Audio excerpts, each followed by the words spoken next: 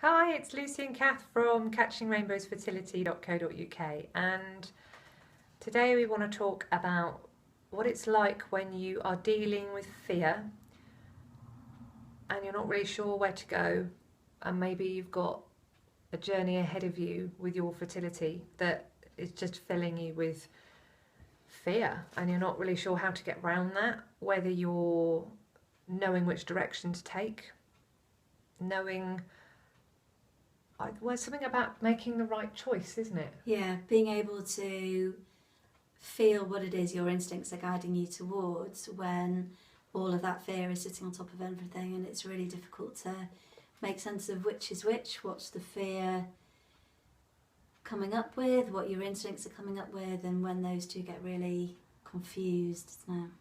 So I think this stuff tends to happen when you've just come out of something traumatic, like you've had a miscarriage, you've had a failed cycle, you've had a cycle where you thought you were pregnant and you weren't, anything that drops you.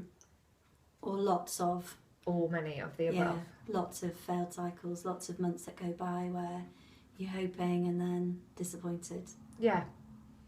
And so then sometimes the thought of picking yourself back up and ploughing on is very hard to know, well, where do I go now? Do I put this down and go a completely different direction, or do I just have to suck this up and go on?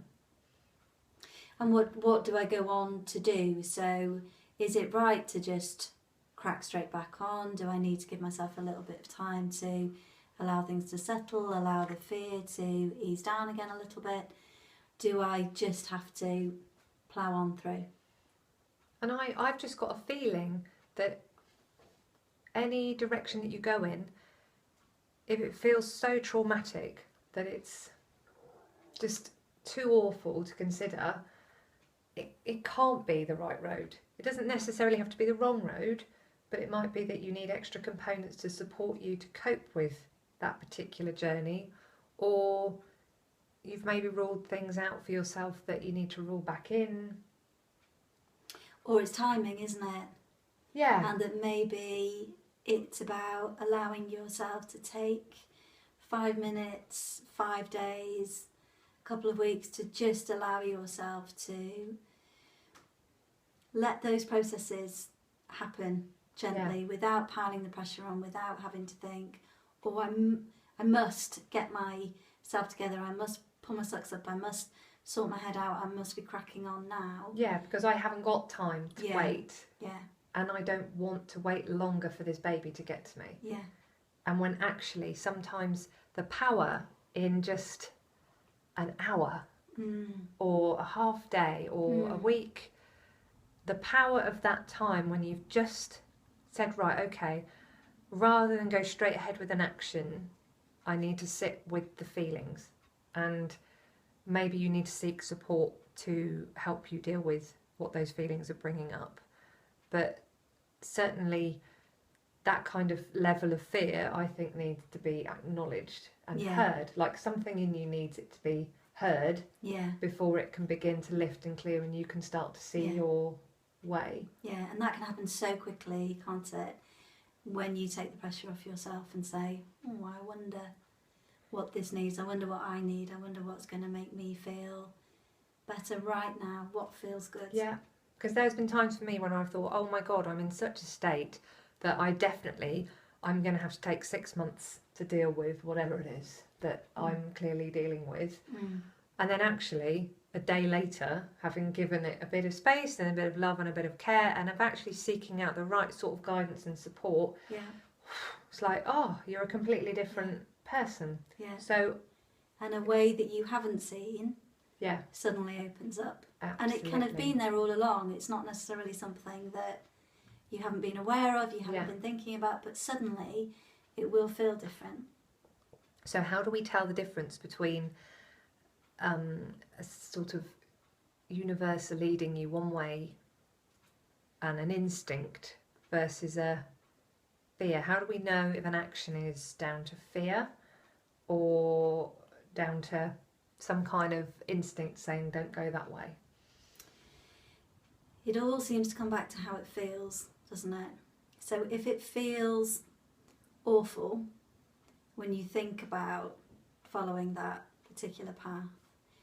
That seems to be an indication that there is a level of fear there that needs to be acknowledged, heard, listened to.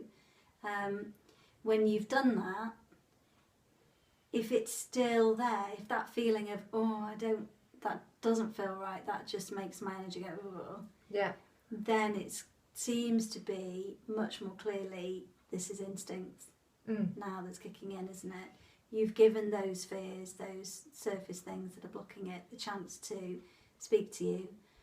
And then the instinct is able to come up much more clearly and guide you.